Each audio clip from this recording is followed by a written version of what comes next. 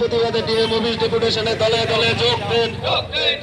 আজকের ডেপুটেশন থেকে আওয়াজ তুলে করতে হবে। দিনের পর দিন দ্রব্যমূল্য বৃদ্ধি পাচ্ছে, কার স্বার্থে জবাব চাই, জবাব দাও।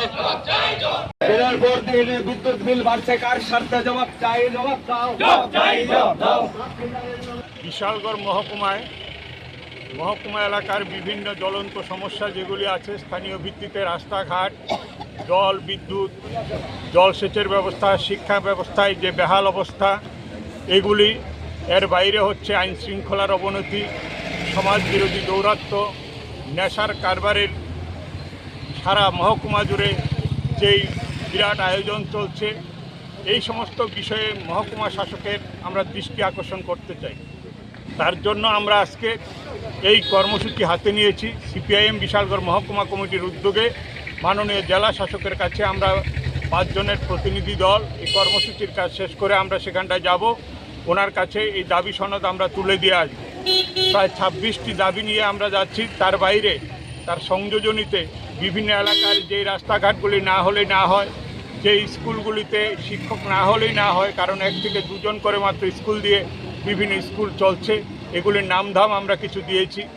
এর বাইরে আমাদের এই এলাকার মধ্যে আপনারা লক্ষ্য করেছেন যে আমাদের গণতান্ত্রিক পরিবেশ নেই।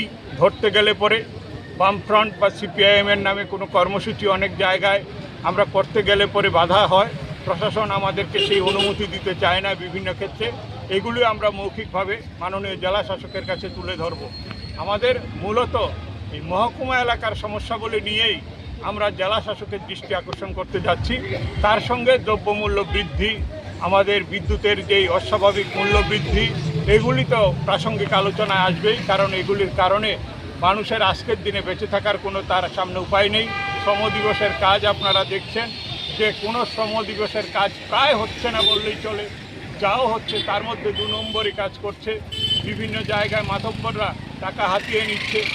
যোগ্য যারা ভাতা প্রাপক আবেদন করছে কিন্তু ভাতা পাচ্ছেন না, এই সমস্ত বিষয়গুলিতে রয়েছে। এবং এই যে ঘরের যে আবাস যোজনা, এর নামে যা চলছে তো রাহাজানি, কারণ দরিদ্র মানুষদেরকে বাদ দিয়ে দেখা যাচ্ছে বড় লোকদের নাম এই তালিকায় আছে, কিন্তু এখনও প্রতিটি গ্রামে বহু গরিব মানুষের নাম এই তালিকায় ঢুকেনি। আজ পর্যন্ত ঘর পাওয়ার কথা ছিল কিন্তু ঘর পাচ্ছেন না তারা। এই সমস্ত বিষয়গুলি আমরা माननीय जला शासक के दृष्टि आकर्षण करते चाहिए।